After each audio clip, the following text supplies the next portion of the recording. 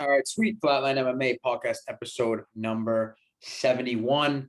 We're back, baby. A week off from fights, week off from UFC. I know Bellator had some big fights on Friday night. Patricio Pitbull getting it done. And still, per usual, moving on to the final round of the Bellator Grand Prix, going for that $1 million, taking on AJ McKee. That's going to be a fucking great fight. I cannot wait for that one. Pitbull really proving that, like, he's definitely one of the top, lightweights in the world.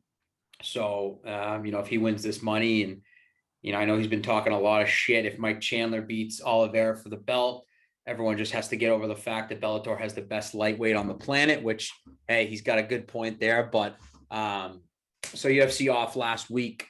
Want to do a quick preview of this weekend's main event. Originally scheduled, Marvin Vettori was supposed to take on Darren Till. Unfortunately, Darren Till had to pull out, I believe it was last week, due to some sort of, I believe it was a rib injury. Correct me if I'm wrong on that. Yeah, some rib sort of injury. Yeah, so super unfortunate because I was stoked about that fight. But little did we know, the man, the myth, the legend, Kevin Holland, who a lot of people weren't happy with just a few weeks ago, stepping up to fight an absolute monster in Marvin Vettori, sliding right into, back-to-back main events for him. And this fight's interesting, man. This is, you got Kevin Holland coming off of, a performance that I don't think a lot of people are happy seeing. He was, doing a lot of talking during the fight rather than just fighting. Derek Brunson controlled him really that whole fight. And he's going up against the guy in Marvin Vettori, who is known for just imposing his will on his opponents. And Vettori's pretty well-rounded everywhere.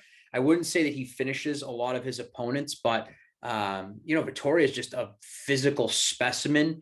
He took down Stylebender a lot in their initial fight. I know he lost that via split decision, but a lot closer than people thought.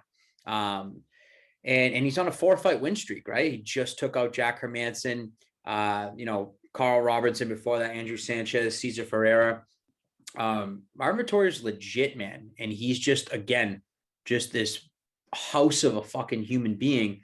And this fight with Till was, I think, going to set up a potential number one contender fight, next in line for the belt. So, he's pissed. He's taking on a guy in Holland who had all the steam in the world coming into, 2021, won 5 fights back in 2020. Again, we just talked about it, just lost to Derek Brunson in a pretty one-sided decision there. So you got Kevin Holland coming out to prove people wrong as well. So I'm curious, what's your breakdown of this fight? I know I'm just excited that, we have this main event in place, and I'm excited to see these two guys fight, but I'm curious to hear your outcome and what do you think about the matchup here? Yeah, I mean, it's a pretty interesting one. We got Vettori coming off a pretty big win off of Hermanson. That was a really good victory for him.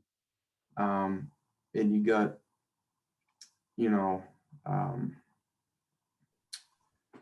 I just lost his name. Oh, Holland, Kevin Holland? Yeah, freaking Holland, Jesus. Yeah, Holland coming off a loss, his first loss, in a long time. He had a 5 or 6 fight win streak before that. So, but yeah, Vettori's not afraid to strike with anybody. And we saw that kind of with the Izzy fight. He did, implement the takedowns and stuff. So I think his strategy going into it will probably be to make it a striking battle with Holland, but he's always going to have those takedowns to fall back on. And with it being a 5-round fight, I think that also weighs in his favor. So I'm going to go with Vettori on this one. But, Kevin, he's got the kicks. He's got really quick hands. He's got a lot of power, even though, physically, like, he doesn't look like a strong guy. He's got a lot of power in his hands, a lot of knockout power. So he definitely has a chance there. But I think Vettori, with his size, with the takedowns, his durability, and with it being a 5-round fight, I think all those kind of weigh in his favor in this one. Yeah, I think this one is going to be a fun one. I don't think Vettori's going to dominate this fight in any way. I think Kevin Holland has something to prove here, right? His last fight wasn't what he was accustomed to, right? So I'm expecting the best Kevin Holland, to be completely honest. I'm expecting him to come out. I'm expecting to use his striking. He's going to be very crafty. And then, obviously avoid the takedown at all costs. But I think it's going to be a great fight. Like, I think it's going to be a potential war. Both guys have a lot to prove. Vettori believes that he can be the champ, and I think a lot of people think that that's true as well, right? And Kevin Holland's a guy that, like, he had the most hype coming into 2021 of any fighter on the roster, right? He was a couple fights away from potentially, having a title shot. Now look at him. He's in kind of the driver's seat right now, about to take on, Vettori's number 6 in the world. Kevin Holland's number 10. He upsets Vettori here. That is just a massive jump from, him versus Brunson, right? Like, that's just crazy to think about. So I am fully expecting the best Kevin Holland. I'm expecting the best Marvin Vettori, and big win for either of these guys. And I know Vettori is obviously taking more of the risk here by taking this fight, so kudos to him. But I do believe that he does have a lot to gain from this. I think Darren Till is the one missing out on this. Obviously, there's opportunity here. And I think if Vettori wins, this sets him up for a potential, kind of sitting back and waiting. I know Whitaker's taking on Gastelum next weekend, so we'll let that one play out. But Vettori will be sitting in a good spot if he wins. And then freaking Kevin Holland, he's going to be sitting in the top 5 if he wins on Monday morning. So, I'm excited to see what happens here. The middleweight division is getting interesting. A lot of good matchups here. I think it was a little boring at times, right? But now with, like, Izzy coming back down, knowing that he's going to defend his belt some more, there's just going to be challenges after challenges after challenges coming at him and coming to regain that belt. So I'm fired up. This fight on Saturday night, I'm glad they were able to keep this main event intact with Till dropping out of here. So should be a good one. Tune into that. UFC Vegas 23, ESPN Plus. Go watch that shit. And I know we had like a few obviously big announcements. We have, Conor Dustin 3 booked for the summer. I believe that's going to be July 10th. I'm assuming that's going to be International Fight Week, so they are probably going to stack that card. We'll obviously get, in depth as the time comes, but just initial thoughts. Were you surprised that Dustin took the Conor fight, obviously for the money, over fighting Oliveira for the belt? Because he obviously would be next in line. I feel like Dustin's whole thing is, he deserves that belt more than anyone in this division, right? And with Khabib gone, he's probably the second best lightweight, in the planet right now, just according to, rankings, all that stuff, right? Were you surprised he took the trilogy? Just from a business standpoint, I mean, it makes sense. If you want to make the most money, then that's the fight that you take. I think strategically too, the timing works in his favor with it being so close to the last fight. It doesn't give McGregor a whole lot of time to make any huge adjustments in his game. He's probably going to come out pretty similar to the last fight with, adjustments for the leg kicks and stuff like that. But I think that also works in Poirier's favor in this fight, and that's probably part of the reason why he decided to take it. But yeah, I mean, it is a pretty risky thing because there's no guarantee that he's going to win this fight, and then after that, if he does lose, then he is most likely going to lose getting a title shot for a little bit. So it is a risky thing, but the trilogy fight had to happen at some point. I think sooner is better for Dustin rather than later. He's going to make a lot of money from it.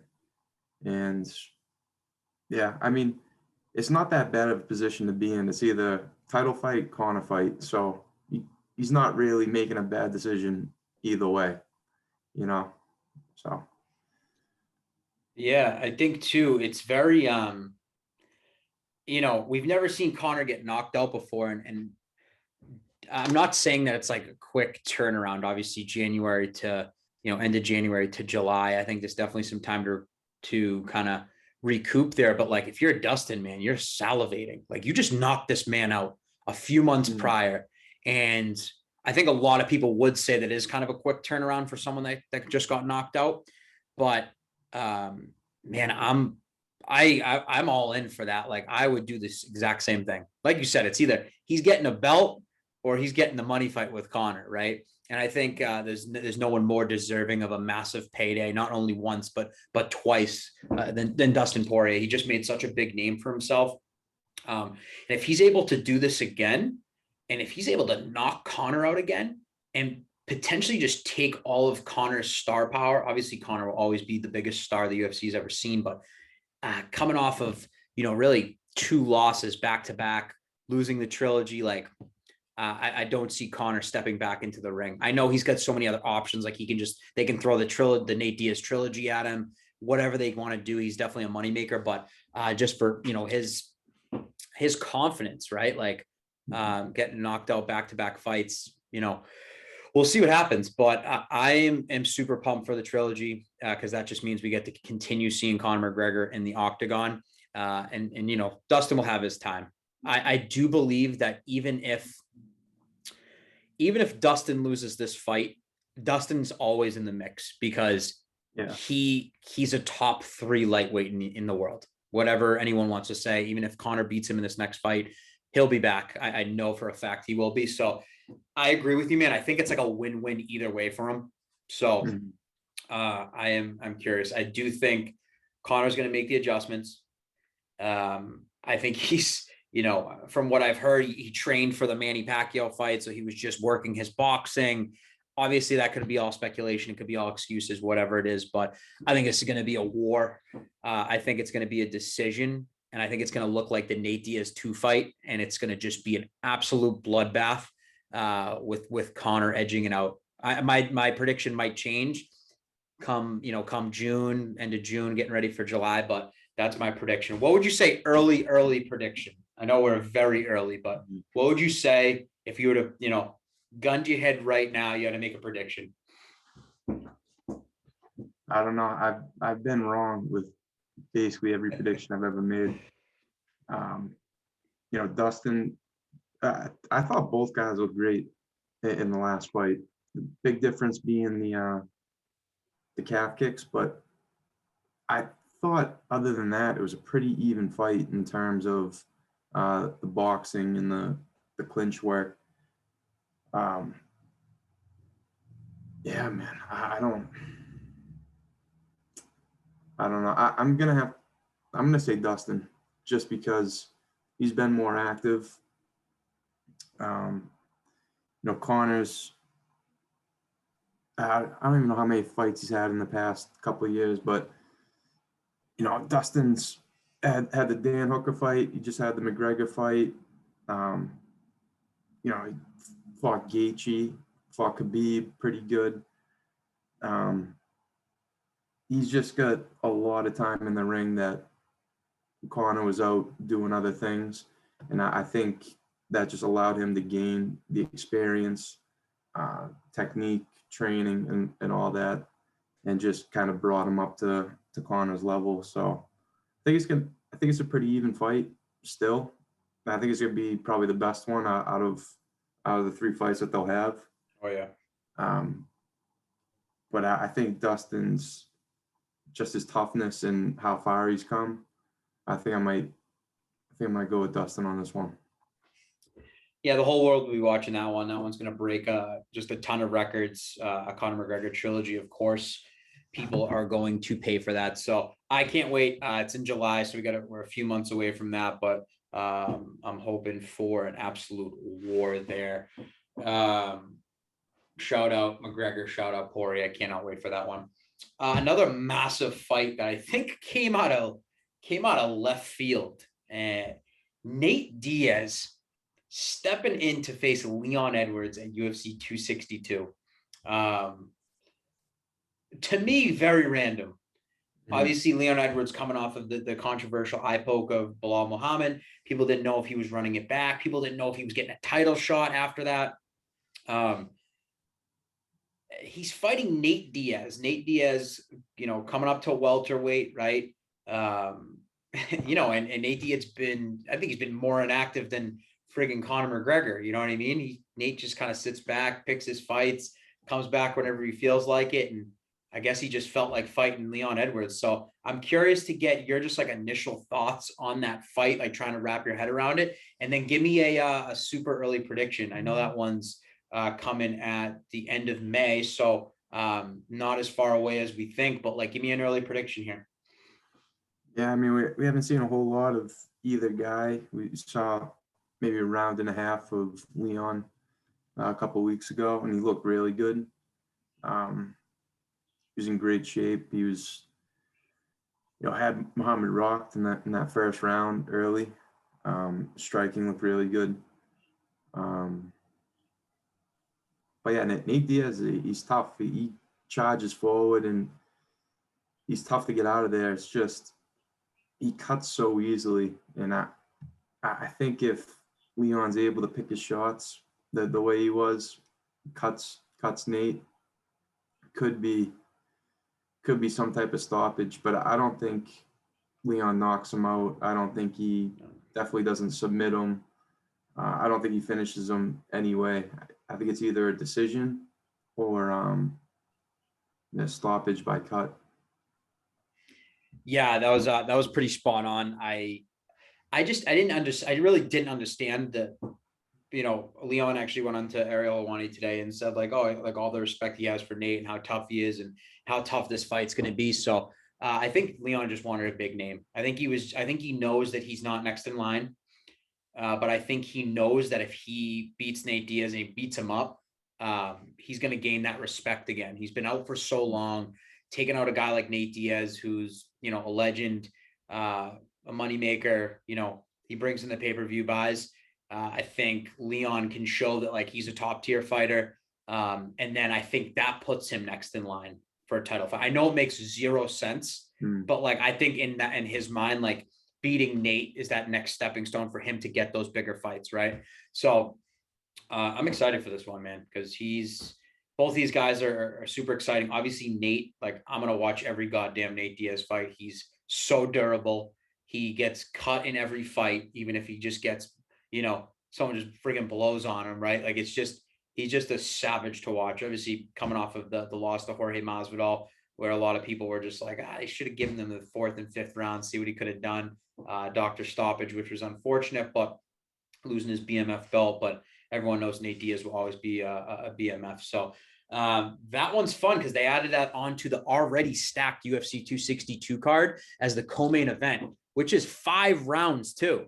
So if that's something the UFC wants to, continue with, is the 5-round co-mains, I'm for that, especially for the big fights like this. I am all for that. So again, another one I cannot wait to see. UFC 262 right around the corner. I'm fired up about Leon Edwards taking on Nate Diaz. And in other news too, I think a pretty big signing that had the MMA world talking.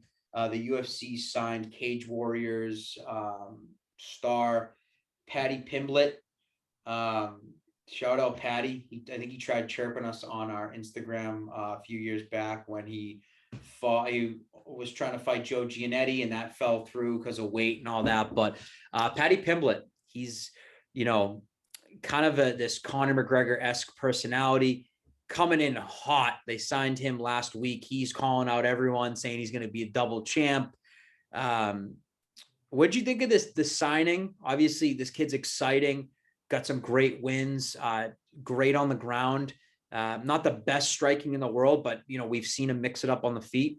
What do you think about the signing, and what do you think the UFC is going to do? Do you think they're going to start him off with a potential, someone like big name that he can, maybe like a vet that he can come in and beat, make a name for himself that propel him into the top 15? How do you think the UFC is going to do with him? The kid's young, so I don't think they're going to rush him, but like, I'm curious to hear what you think of the signing, and who do you think he should fight? Yeah, I mean, anytime there's an undefeated fighter in another organization, especially Cage Warriors, it seems like they pull a lot of talent out of that one promotion. It just seemed like a matter of time. As long as he kept on winning, you know, he was gonna get a chance at the UFC. So makes sense. You know, you obviously want to pull the best fighters in the world. And if they're not losing, you know, there's something there.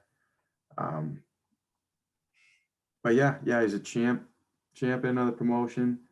And now I know that they signed someone else from Cage Warriors, and I forget the kid's name right now. But I'm assuming they'll probably do the same type of thing where they'll just kind of ease them into it, just kind of get their feet wet, because UFC is just a whole different stage. I mean, with COVID right now, there's no fans, but it's just a whole different atmosphere. So fighting's one thing, like the talent that you have to fight, but everything else that comes along with it makes it a lot different of an experience. So we'll see how he deals with it all. But yeah, like you said, he's young, so I'm assuming that they'll groom him, they'll ease him into the whole process and see how he does. We'll see. He's coming in hot, right? And he's got like a loud personality. So I'm curious to see. I think there's going to be a lot of eyes on him the first time he fights, and I wouldn't be surprised if honestly they throw him into a big pay-per-view like early. I'm not saying he's going to be on the main card or anything like that, but I think we could see him headlining a prelim or something like that. Again, that brash personality, and you know the kid has a lot of big wins. Very good on the ground. So I'm curious to see, and he's fought in both the featherweight and the lightweight division. So I'm curious to see where he's going to start off. There's a lot of killers in the featherweight division. Let's hope that Dana White doesn't throw him to a savage like, you know, Shane Burgos or Emmett or whoever. I think they're going to ease him into it. They want him to rack up a couple wins. We'll see what the hell happens. But that was obviously a really big signing. One of the bigger signings, and I'd say in recent years, obviously when we talk about like Ben Askren, that was like a super huge announcement. I think Paddy Pimblett coming to the UFC is honestly one of the bigger announcements here too. What are some other fights? We'll do some quick predictions here. What are a few other fights that got announced? Some other ones, we got Korean Zombie versus Dan Ige. Oh my God, that's going to be on June 19th. That's a fight night. So that'll be a fun one. That's a potential fight of the year, right? Like there's no way that one could be boring. Yeah, I don't think so at all.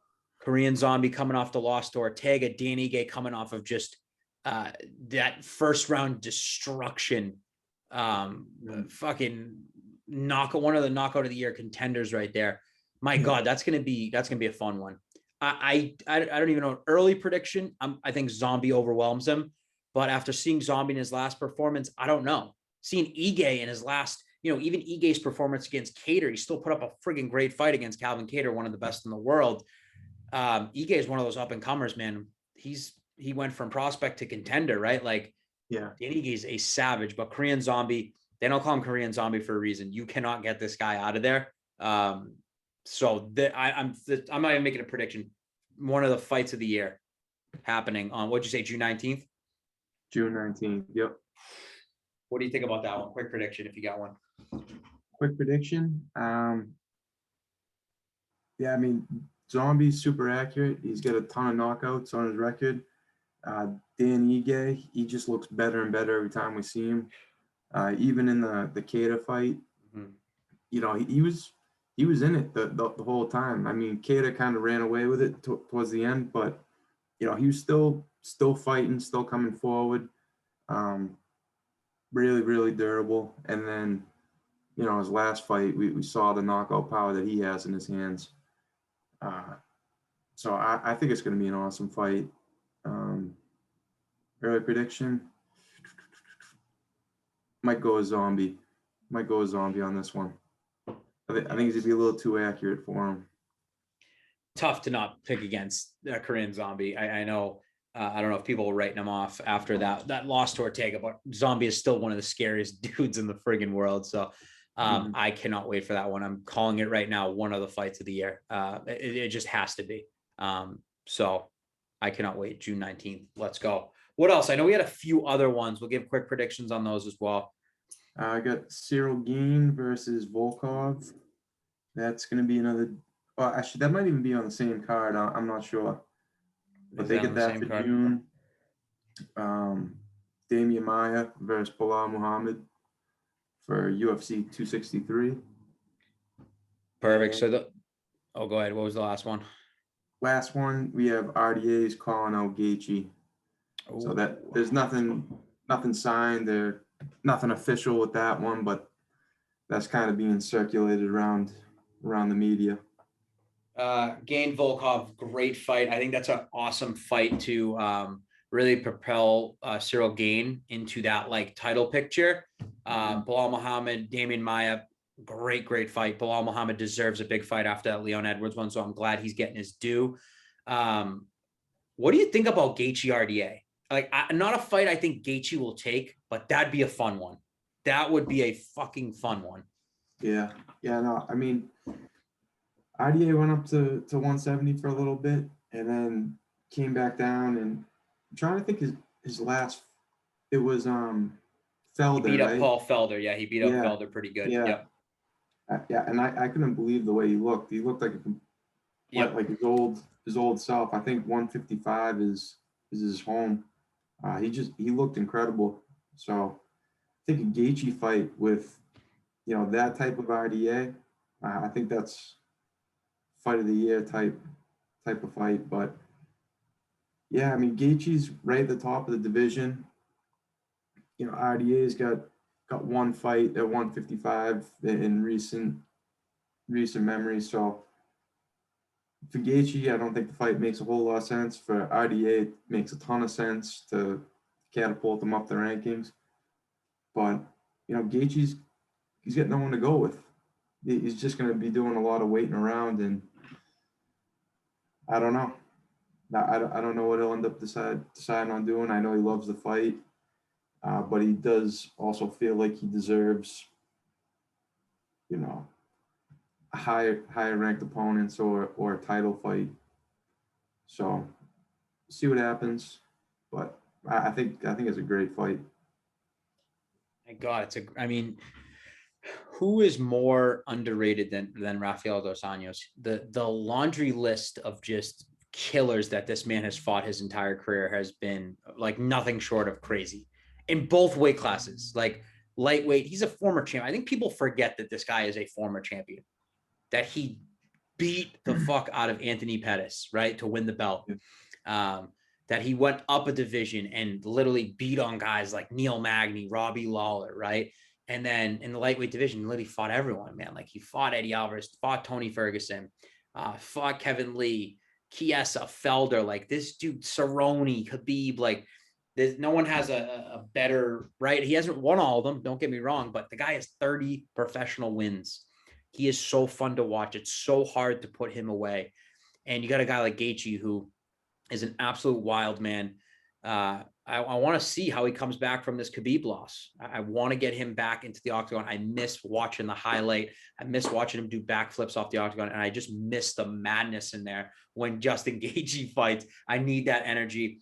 And I agree with you, man. I think RDA versus Gaethje, although it may not make sense, I mean, we're not getting a lightweight title fight until late May. So that will kind of determine a lot of things. But is Gaethje really next in line if Conor and Dustin are realistically fighting for that number one spot? So Gaethje's just going to be sitting out.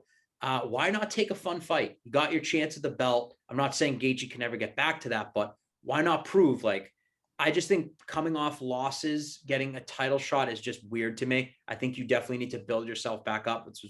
Trust me, that's why I don't agree with any of the Jorge stuff, but it is what it is. It's money. Gaethje RDA, book that. I know Dan Hooker was calling out RDA because Dan Hooker doesn't have a dance partner either. But I mean, RDA is a big name, man. He's kind of that stepping stone. I don't want to call him a gatekeeper, but his whole career after he lost the belt that's what he's kind of been considered. And I'm not saying it's a bad thing at all, but like you beat RDA and you always get propelled into that title shot or whatever that is. So, I mean, look at Colby Covington. He won the friggin' interim belt off of RDA. So I love that fight. If, you know, I'm taking Gaethje in that fight, but that's a war. I don't think Gaethje, I can't say that. You know, Eddie Alvarez put away Rafael dos Anjos, but I think it's going to be fun. Leg kicks, the striking is just going to be unreal. The grappling is going to be unreal in that one. And I think it's going to be a goddamn war if that happens. Do I think it does? Who knows? Gaethje, I want to see Gaethje back. He's been out too long. I miss friggin' Justin. So I'm excited for that one. But what else? Do we have any other announcements over the week or no? I think that might have been it, right? Yeah. There's some smaller ones, but those are pretty much all the big ones. Yeah, those are the big ones. So a lot coming in just the next couple months in terms of UFC. I know Bellator is doing some big things, although they're doing it at kind of like a smaller scale. The MMA world is absolutely bumping right now with, you know, the Bellator Grand Prix going on, all the UFC stuff. What do you got? I just saw today that they're working on, this is rumored, that they're working on Derek Lewis and Ngannou. So I saw that too. I heard that Francis said no because it's too quick of a turnaround for him. And apparently they're kicking the tires on the Jon Jones fight. So Francis wants like towards the end of the summer, apparently. But apparently that was offered to him. Derek Lewis said yes already. But Francis turned it down because it says he's not enough time. So, I mean, it doesn't seem like this Jones fight is happening. He came out the other day saying he wants $50 million to fight Francis Ngannou. His coach is like, he deserves the 50 million. John Winklejohn. I'm like, I don't know. I get he wants to get paid. He's one of the greatest of all time, but I don't think this fight's going to happen. I think Derek Lewis, Francis Ngannou 2 will happen at the end of the summer. And quick prediction there. If this happens, Ngannou's taking his head off. No ifs, ands, or buts about it. I don't think he's going to be shy in this one. He's got a lot to prove. And I think that's will be his first title defense. Do you agree?